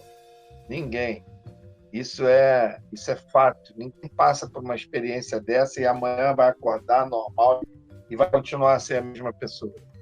Ela vai carregar aquilo para o resto da vida. A maneira como você lida com essa memória, dessa experiência, é que vai determinar o teu futuro, entendeu? Na sociedade, na tua vida, entendeu? Porque essa experiência abala qualquer pessoa. Ainda mais, imagina como era contundente a presença desses seres lá nessa região, para essas pessoas que, em sua maioria, moravam isoladas, não tinham muitos contatos com outras pessoas, e aí passa por uma experiência dessa, é fantástico. Eu lembro das últimas palavras que ela estava me falando, né? Que ela dizia assim, ela se perguntava, meu Deus, que pecado eu cometi, o que de errado eu fiz para esse mundo, entendeu? Para mim estar sofrendo um castigo tão tremendo desse aqui. Aí ela dizia para a mãe, né? Dizia para o pai, que, olha, eu sou moça, eu nunca conheci corpo de homem. Ela nunca, queria dizer que ela nunca tinha mantido relação sexual, né? Eu nunca conheci corpo de homem. Entendeu? Eu sou moça. E, enfim, foi uma situação bem, bem triste lá que ela passou, né? Nesse período aí. E o filho, esse neto dela é enfermeiro, né? Ele passou a se interessar muito por essas histórias, né? De chupa-chupa e tal, de questão de espiritualidade e tal. Aí uma vez ele estava assistindo uma live, né? De um determinado grupo aí ligado à espiritualidade e tal, e tava a personagem, né, a persona que estava dando entrevista, né, eles estavam assistindo no YouTube e tal, né, aí a pessoa falava que ela entrava em contato com esses seres, né, que eles eram bons, estavam aqui para nos auxiliar numa nova... Eu acho que eu sei quem é. Que eles estavam aqui para nos auxiliar numa nova jornada e tal.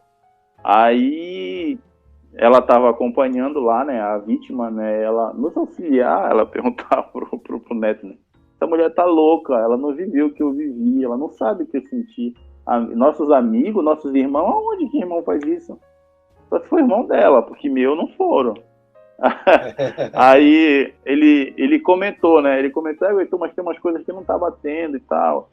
Aí eu falei, olha, eu não trabalho com espiritualidade, eu não sigo essa linha, mas eu respeito, eu tenho colegas que seguem, entendeu? Eu não sei te explicar e confesso a minha ignorância em relação a esse sentido da ufologia, né? E não tenho vergonha nenhuma de assumir isso aqui, eu não trabalho em cima desses parâmetros, entendeu? Eu trabalho muito mais na investigação, na documentação, é a minha praia, entendeu? Mas essa testemunha aí ficou indignada quando ela viu a personagem lá, né? Ela estava participando, acho que era de um podcast, ela falando que a gente estava se preparando para receber os nossos amigos, que eram irmãos e tal. E para ela não está muito longe da realidade dela, entendeu?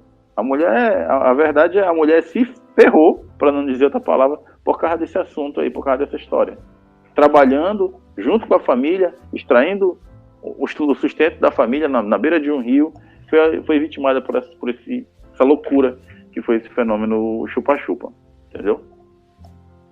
É um caso bem, bem interessante. Bom, mas vamos lá, vamos finalizar com a história do Arthur aí do pouso na fazenda.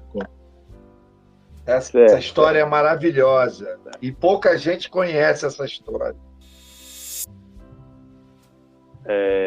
Há cerca de 2, 3 anos atrás, eu fui procurado por um colega pesquisador que ele tinha encontrado um militar que tinha participado da Operação Prato e ele não, no primeiro momento, ele não estava querendo dar entrevista e tal, ele estava bem relutando, que é o oficial Nascimento. era o terceiro sargento Nascimento. Ele não queria falar sobre o assunto, mas aí esse meu amigo, que é psicólogo, ele foi conversando ali com ele, foi convencendo, foi extraindo algumas informações dele. Esse caso é pouco conhecido, só quem eu já vi falar nesse assunto foi o próprio oficial que deu uma entrevista para esse meu amigo, eu escutei a voz dele falando, e o Daniel Rebisso. Eu acredito que o Daniel Rebisso tenha tido contato direto com esse oficial. O que acontece? O fenômeno, como vocês sabem, eu já contei aqui no primeiro momento, ele está muito ligado ao rio, né? Saindo da esfera de Colares, Santo Antônio do Tauá, saindo desses locais, nós temos uma outra localidade chamada Castanhal, município de Castanhal. O município de Castanhal, ele faz fronteira com o município de São Domingos do Capim. É o que mais tem é nome de santo aqui, essas municipalidades, esses vilarejos. Quase tudo é nome de santo, justamente por causa da colonização portuguesa. Então, existe em 1977 uma determinada comunidade chamada Comunidade 3 de Outubro. Geograficamente, ela pertencia ao município de Castanhal. Ela era gerida pelo município de Castanhal. Parece que hoje, com uma reordenação política, parece que hoje ela é assistida pelo município de São Domingos do Capim. Não se sabe ao certo. Eu não sei ao certo, desculpa. Então, é fronteira entre os dois municípios. Existe essa comunidade, que é uma comunidade chamada 3 de Outubro, onde nessa mesma comunidade tem uma pequena colônia que são remanescentes de escravos. Eu quero me lembrar o nome da palavra aqui, que eu Quilombo? Um quilombo. Tem um pequeno quilombo lá. Tem uma fazenda que é relatada nos relatórios oficiais, chamado Fazenda Jeju. Essa fazenda, na época, ficava na PA 147. Novamente, eu repito, é o que está no relatório. Hoje já mudou. Mas reordenação das BRs mudou o nome da avenida, entendeu? Hoje é uma outra PA. E a PA é a rodovia estadual? Estadual.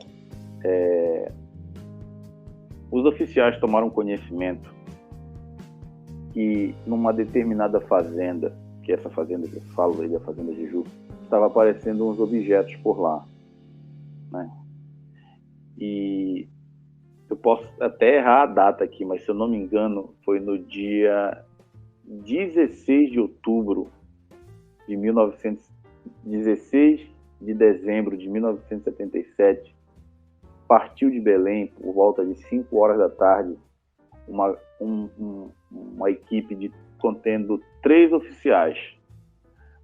Quem era que estava chefiando essa missão era o Nascimento, o Sargento Nascimento, quem estava chefiando essa célula. Nós não temos o Holanda mais no cenário da Operação Prato. A operação continua ostentando o mesmo nome nos documentos, porém a figura do Holanda estranhamente sai do cenário. Acredita-se, né, eu acredito também nessa possibilidade, de que tenha sido pelo fato dele ter narrado aquele episódio muito assustador, que foi aquele episódio que ele viveu ali no Rio Guajará, em Ananindeua. No Rio, né? Aquilo ali é um assunto muito assustador, extraordinário, entendeu? E ele sai do cenário da Operação Prato, nesse caso da Fazenda Jeju. Quem assume essa célula é o Sargento Nascimento. O Sargento Nascimento levou o Sargento Flávio e levou também o Sargento Álvaro Pinto, que o Sargento Álvaro está desde o início da operação. Então, levou esses 2 personagens para essa investigação. Uma outra coisa que eu também preciso citar aqui, e é fantástico, Nós temos também nessa investigação da Fazenda Jeju, nós temos um outro personagem, que é o chefe do SNI, que é o Coronel Filemon Menezes. Para quem não sabe, o SNI era um órgão ligado muito mais à ditadura militar, né? Era um órgão. O SNI, ele era tão poderoso, meus caros, para vocês terem uma ideia, que ele respondia diretamente ao gabinete da Presidência da República. A Serviço Nacional de Inteligência da época. Exatamente. Eles estavam ali, né? O que hoje diz, eles eram o pirulito da galáxia, né? Que vocês já devem entender o que eu quero dizer, né? Os caras estavam ali no nível e os caras se envolvendo com a história do chupa-chupa. Mas esse coronel, ele na época, ele já era coronel, já tinha essa patente, ele estava junto? Já, Coronel Filemon Menezes. Mas, enfim, voltando lá na história da Fazenda, não temos Holanda, temos a participação do SNI, essa participação tão curiosa, né? Eu até acredito que eles passaram a investigar por causa de um oficial que tinha vindo de Brasília, que é aquele famoso japonês que o Holanda conta, né? Eu bati no ombro do japonês. Esse oficial que no relatório é descrito como George. Eu acredito que o George tenha influenciado lá em Brasília, né, para que tivesse a entrada do SNI na Operação Prato. Mas isso aqui é especulação minha, eu não tenho comprovação disso. É apenas um achismo. Enfim, quando eles vinham, eles primeiro partiram para uma localidade chamada São Miguel do Guamá. Até lá não encontraram nada demais e tal. E eles resolveram se dirigir para essa comunidade de 3 de outubro. Eles entrevistaram um outro vigia de um galpão lá, perguntou para ele se ele tinha visto alguma coisa. Ele disse que não tinha visto nada. Isso era por volta de 7h30, 8 horas. Eu não estou com o relatório aqui em mãos, mas eu lembro de mais ou menos isso. E eles se dirigiram para a Fazenda Jeju. Quando eles estavam na estrada, eles viram que um objeto parecia que estava pousando naquela imediação ali, né? E eles ficaram já extremamente emocionados com aquela visualização daquele objeto. Eles rapidamente prepararam os equipamentos, prepararam máquina fotográfica, e tem uma foto na internet aí, né, que é atribuída à Fazenda Jeju, que a gente vê que aparece a foto da luminosidade e parece que foi cortada a foto. Essa sugestão que o Daniel Rebisso, ele até já falou isso em outras oportunidades, ele acredita que quem fotografou essa luz estava dentro do carro. E esse corte que aparece na imagem provavelmente era a parte de cima do carro, entendeu? Ele bateu a foto de dentro do carro, só pegou a metade da luz, entendeu? E o que eles fizeram? Incrível. Entendeu? O que eles fizeram? Eles foram em direção a esse objeto desceu no meio de uma mata. O sargento Nascimento conta isso, né? Eles levaram um tempo eles adentraram na mata e chegaram até um clarão, né? Pelo que eu entendi, quem mais se aproximou do objeto foi o sargento Nascimento. Ele chegou mais ou menos assim numa distância de 8 metros. Não dava para definir forma. Não dava para definir forma, se era discoide, elipsoide, ou não dava. Era uma intensidade luminosa muito grande, mas ele continuou fotografando. De repente, esse objeto ligou o mecanismo de propulsão e ele passou a levantar, né? A levantar voo, né? E no ventre desse objeto, né, naquela intensidade luminosa, o sargento Nascimento conseguiu visualizar que esse objeto possuía uma escotilha. No ventre desse local lá tinha um local que dava para perceber, sugerir que ali tinha uma porta de entrada para essa aeronave, né? Fantástico. E no relato dele, no relato do próprio sargento Nascimento, ele fala isso, esse documento existe. Ele fala que a partir daquele momento ele passou a entender que aquele objeto não era teleguiado e era sim tripulado. Havia alguma coisa dentro desse objeto que fazia as manobras das aeronaves, entendeu?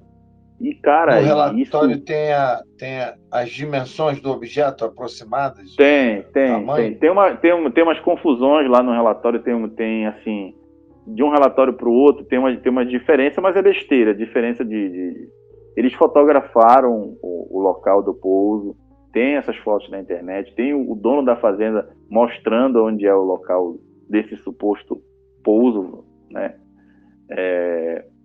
Ficou marca? E ficou marca, tem as fotos, como eu disse na internet, e nesse episódio, esse é um dos episódios. O outro episódio... Isso foi de dia, ô Heitor? Que hora que à foi? noite, no início da noite. Tem um caso ainda nessa localidade, só que já não é na Fazenda Jeju, é numa rua chamada Rua da Pissarreira. A Rua da Pissarreira, ela tem esse nome porque é uma rua toda cheia de umas pedrinhazinhas. Eu não sei se vocês conhecem Pissarra. Conhecem, obviamente, né? A estrutura geológica da rua, ela fez com que ali tivesse um monte de pedrinhas. Então, essa rua tem esse nome, Rua da Pissarreira. Pissarreira é pedrinhas, entendeu? É umas formações geológicas muito pequenininhas de umas pedras. Como se fosse uma brita. Como se fosse uma brita, entendeu? Só que marrom, né? Eu acredito que esse tipo de rocha seja muito carregada em ferro, porque ela é bem vermelha. Enfim, ali nessa localidade, na Pissarreira, próxima à Fazenda Jeju, nós temos um relato feito pelos oficiais também que é fantástico, cara. Eu infelizmente, eu não tô com ele em mãos aqui, mas eu vou relatar como mais ou menos eu me lembro, assim. Tá? Diz mais ou menos assim, o objeto, de forma circular, girava em seu próprio eixo em alta velocidade. Devido ao estado emocional do agente, não foi possível aferir mais detalhes do objeto. O que aconteceu? O cara ficou doidão. Exatamente. Ele ficou muito assustado, o oficial que estava investigando, entendeu? Ele não conseguiu registrar, né, fotos, e ele afirma que o objeto tinha o formato de um peão e que se comportava como um peão. Ele girava no seu próprio eixo, entendeu? Cara, isso é assustador, velho. E eu volto a te dizer, quem está falando isso é um oficial da aeronáutica. Esse material foi feito para outro oficial ler. E outra coisa, ele tinha que ter muita responsabilidade no que ele ia escrever lá, porque se quem fosse ler começasse a desconfiar que era uma mentira ou que estava extraordinário demais, na carreira militar isso ia ter consequências graves para esse oficial. De repente, uma promoção... O cara para conseguir ser um oficial da aeronáutica, o cara tem que ter um equilíbrio psicológico, um equilíbrio muscular. Tudo. Sim, claro. É 100%. São homens, assim, inteligentes, são com excelente alimentação, com um excelente porte físico, tudo.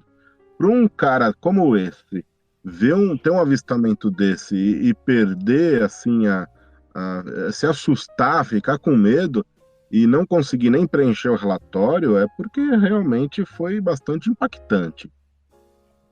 Sim. Fantástico, perdão, aqui só um adendo. Fantástico é o fato de que isso é uma coisa que eu nunca tinha pensado, o Heitor falou, isso agora me caiu a ficha. O fato de que justamente esses relatórios, eles não foram feitos para serem tornados públicos. Eles devem estar carregados internos, dos né? jargões e dos códigos de conduta militar, entendeu? Então, isso é que é muito... Isso valida a qualidade e a credibilidade desses relatórios, entendeu? E agora eu vou fazer um desabafo aqui. Outro dia eu mencionei, porque tem esses caras aí, ufólogo, eu costumo chamar de ufólogo frustrado. O cara que nunca foi para campo fazer nada, passou a vida atrás de tela de computador e diz que é ufólogo, e aí ele fica velho, nunca viu uma nave, aí ele fica descrente do fenômeno e ele começa a meter o malho em tudo que é do fenômeno, entendeu? E aí o cara meteu o malho e eu cheguei para ele e falei para ele, pô, cara, você pode ter a tua parcela de razão, mas é o seguinte, você vai querer invalidar noite oficial dos OVNIs? Você está chamando a nossa aeronáutica todo de maluco? O nego gastou uma fortuna para tirar os caças do chão, porque eu não sei, as pessoas não pensam nesses aspectos. Hoje, para Exatamente. você tirar um caça do chão para fazer uma perseguição, deve estar num custo aí perto de 30, 40 mil reais, só para o caça levantar voo, cara. Entendeu? Dá uma voltinha. Para dar um rolê, para fazer uma intervenção, um caça desse gasta uma fortuna. Aí eu falei para ele, pô, quer dizer que os caças vão levantar voo, gastar uma fortuna para ir atrás de ilusão, porque você acha que é ilusão? Você está chamando toda a nossa aeronáutica de maluco? Os caras são malucos? Aí eu mencionei a Operação Prata. E sabe qual foi a tirada dele? Talvez a Operação Prata tenha sido uma operação americana de testando alta tecnologia. Porra, pelo amor de Deus, meu irmão. Pelo amor de Deus. É melhor sair da ufologia e procurar saci, doente. Que tecnologia é essa que 2020 ainda não apareceu, né? Porra, tá de sacanagem comigo, né? Aí você vê a qualidade dos relatórios e desses testemunhos militares, tudo registrado, notificado oficialmente. Porra, aí você fica pensando nos absurdos que essas pessoas falam, entendeu? Você desculpe, Heitor, foi só um desabafo, porque, na verdade, é um desabafo, mas é para valorizar a qualidade da sua pesquisa, para valorizar a qualidade desses documentos que você tem tido acesso e está tendo a oportunidade de vir aqui contar para nós. Porra, é fantástico demais isso, cara. Sinceramente, Spielberg se interessasse em fazer um filme sobre a Operação Prato, ia ser uma coisa de nível mundial, entendeu? Ia ser o maior filme da história, mas tem que ser na mão de uns caras desse nível, né? Porque é fantástico demais. Cada vez que você conta uma história dessa, parece que eu tô lá, entendeu? Eu ia te perguntar, esses 3 oficiais que foram lá na Fazenda Juju, eles não estavam com escolta? Não tinha escolta? Foram só os 3 oficiais? Quem estava na operacional eram oficiais do alto escalão da aeronáutica, né? Por exemplo, na Marinha, quem é o alto escalão? M2. No Exército, eu não lembro qual é o órgão de inteligência do Exército. S2. S2, eu não sabia. S2, no Exército na aeronáutica... S1 são os chefes do S2, mas é o S2. Pois é, aqui era o A2. Entendeu? Era o A2. Então só tinha A2 lá na parada. A gente precisa conversar um pouquinho mais, precisa esclarecer algumas coisas sobre essa questão aí do A2. No começo do vídeo aqui, da entrevista, que eu comecei criticando, né, as reportagens. Em muitos documentários aparecem aí os militares aparecendo fardados, eles altamente armados, uma quantidade enorme de oficiais, de soldados envolvidos na Operação Prato. Nós não temos não é essa a realidade. Tanto é que ela é comprovada pela célebre entrevista do Holanda, pelos documentos que balizam essas informações, os documentos da aeronáutica reforçam essas teorias. Nós não temos uma grande quantidade de oficiais andando para lá e para cá. Isso, infelizmente, não existe. Não temos soldados, nós não temos oficiais. Outra coisa, o pessoal do A2 está muito ligado com a ditadura militar. Sim. Tem 2 oficiais do A2, olha, presta atenção, tem 2 oficiais do A2 que estão envolvidos na Operação Prata e também está na lista dos torturadores. Eles também estão na lista. E isso aí é um assunto muito polêmico, entra numa série de polêmicas. Eu contei isso, a própria filha do Nascimento não sabia que o Nascimento estava na lista dos dos procurados pelaquela comissão da verdade, entendeu? E ela disse para mim, Heitor, não acredito que meu pai era um torturador, meu pai jamais ia fazer isso.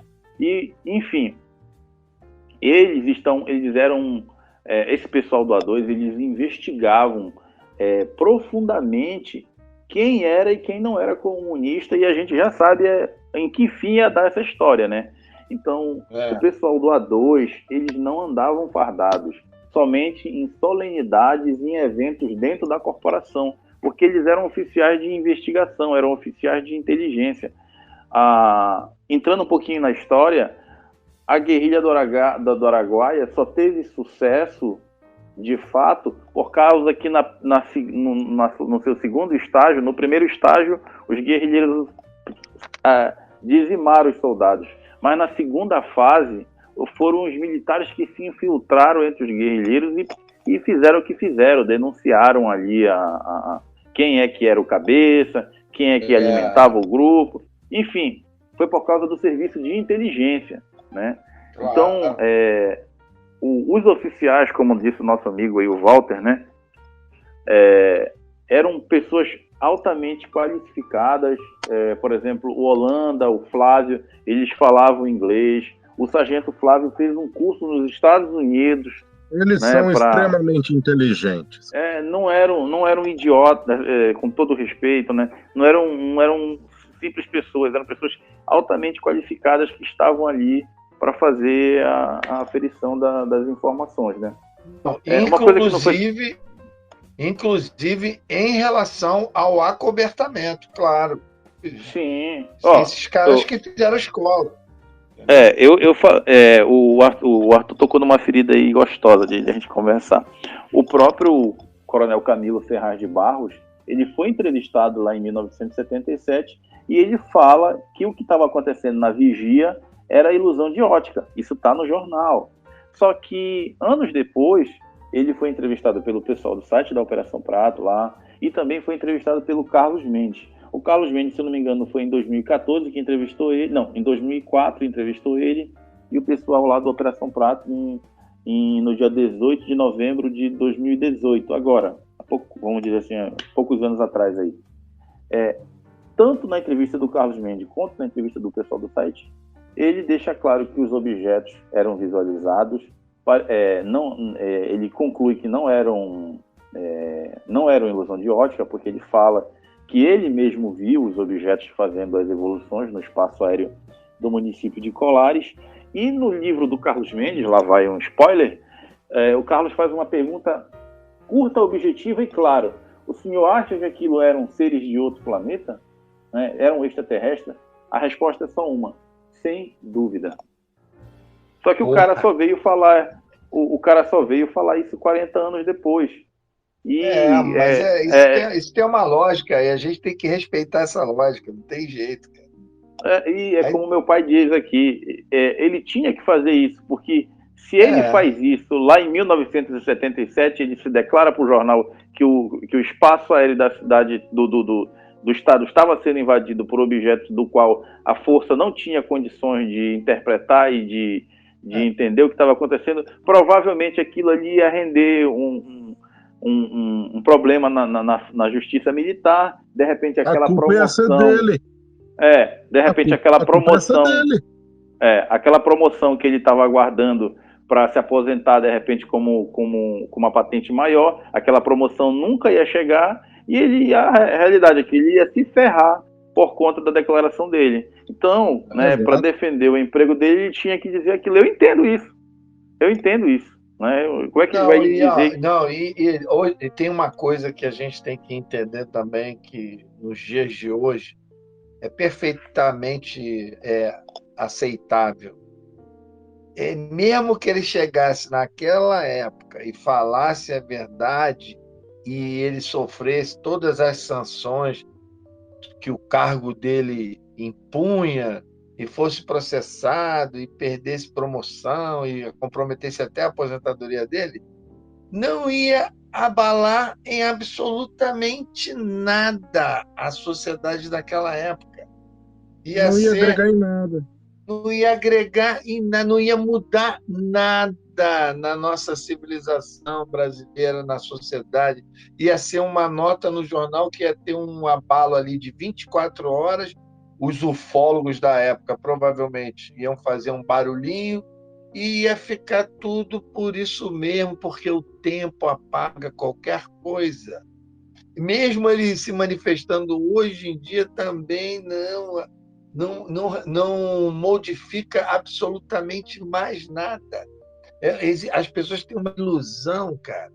Por exemplo, se hoje aparecer alguém do mundo militar e abrir o bico sobre Varginha e contar tudo e tal, eu te garanto, a repercussão de uma declaração dessa vai durar muito pouco, entendeu? E não vai modificar absolutamente nada. Varginha vai continuar sendo uma lenda, vai continuar sendo um fato que é fato, eu defendo, mas vai modificar,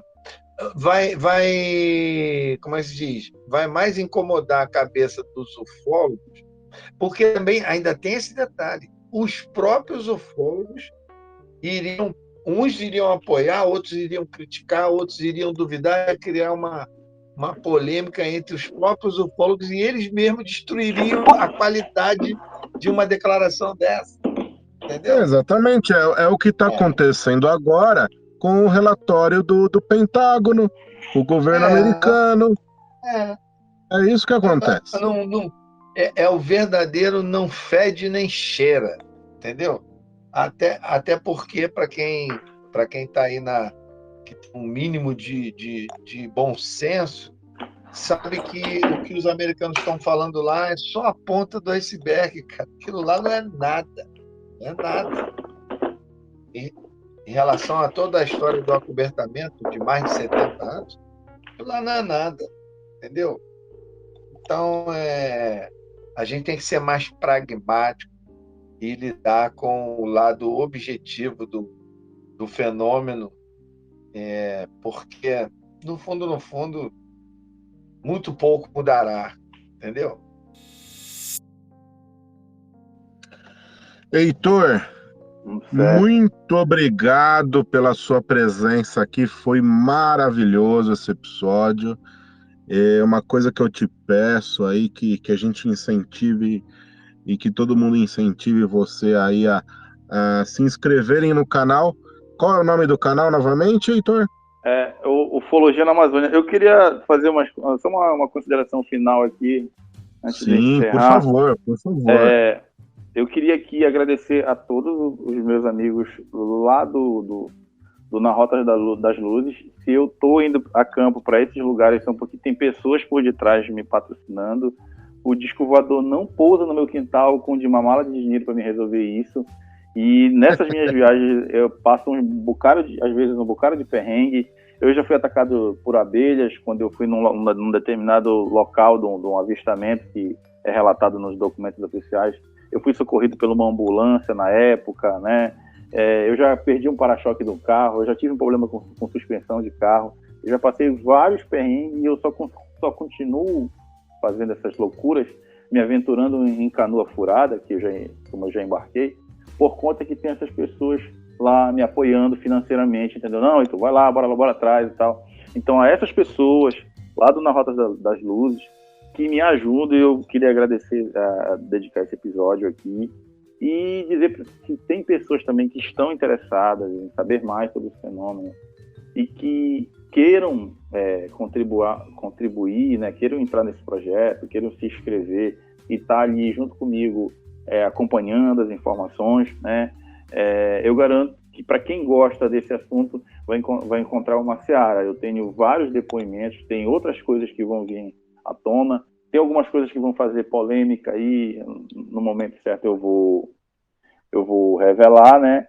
E eu acredito que a única maneira da gente deixar esse assunto guardado, né, da maneira correta é correndo atrás do que ainda sobrou e tentando documentar da voz e vez. Como eu disse no período anterior, eu não tenho pretensão nenhuma de me promover, Heitor, em cima desse assunto. Eu quero que sim, essas pessoas que foram vítimas, que foram testemunhas, tenham vez e voz na hora de documentar isso. E um dia... Agora... Né, pode falar. Não, eu queria saber o seguinte, você já lançou oficialmente o teu documentário? Não, eu estou na fase de levantamento. Eu estava pronto para iniciar ele, foi quando chegou as informações da caso da Sílvia, que eu vi que era mais extraordinário, e eu parei onde eu estava e voltei para o caso da Sílvia. E estou trabalhando ainda em cima do caso da Sílvia. A tua previsão é que você acha que com todos os obstáculos, você acha que vai estar pronto quando? Eu estou querendo lançar em Belém ali pela primeira quinzena de novembro, entendeu? Deve ter um evento em outubro que se chama UFO Norte, que é um evento lá do pessoal do Natan, né, lá do Belém de Arrepiar. Eles vão fazer devem fazer um evento em Belém para falar de ufologia e tal. Eles fizeram um no início do ano, só que devido à pandemia não deu para lotar o local, né? E teve uma demanda reprimida muito grande. E eles vão fazer outro agora em outubro, né? E provavelmente eu vou estar lá palestrando e tal. Então eu vou deixar o meu para o mês seguinte, lá para o dia 15 de janeiro. Ali para a primeira quinzena de janeiro, que é quando a Operação Prato vai completar exatamente 15 anos. Perdão, porque 45 anos. Porque é o seguinte, que eu quero colocar para você é o seguinte.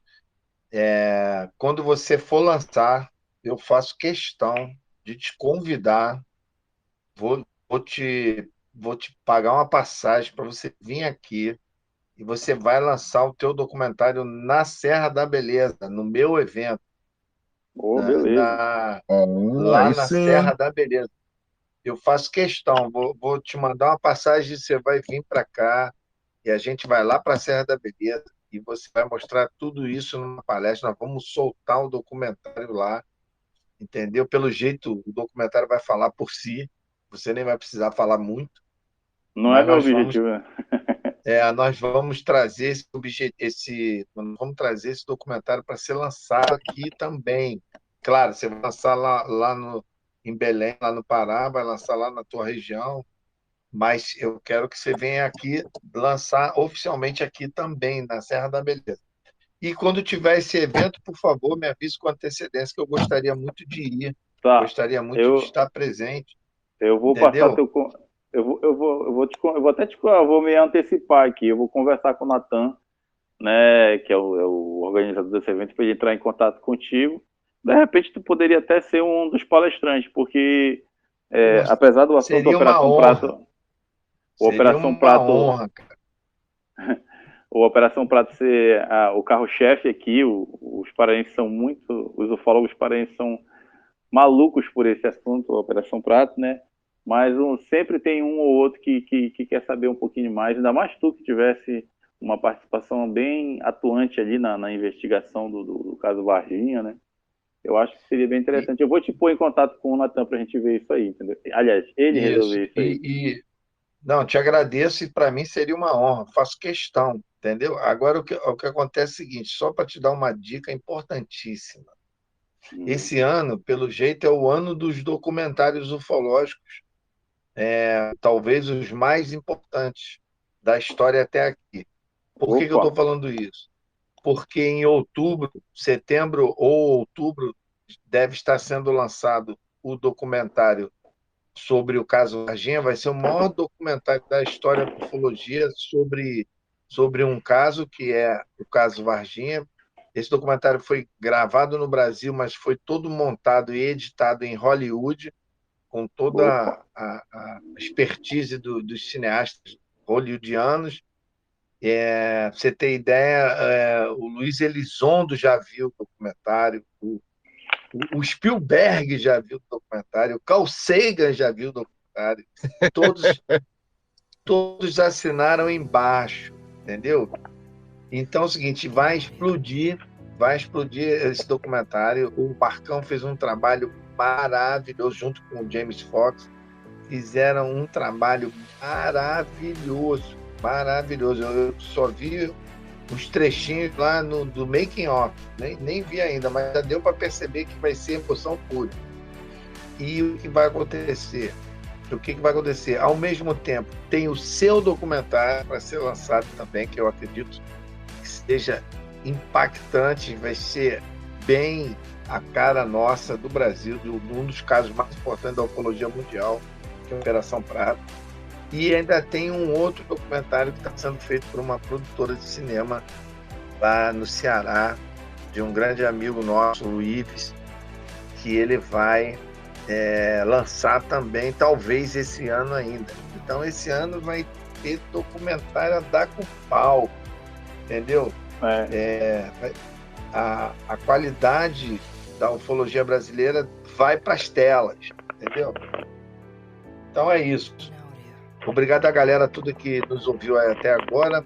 Ô, Heitor, muito obrigado, cara. Pô, tu demorou, mas tu pelo menos arrebentou. Pagou o ingresso, entendeu? Valeu.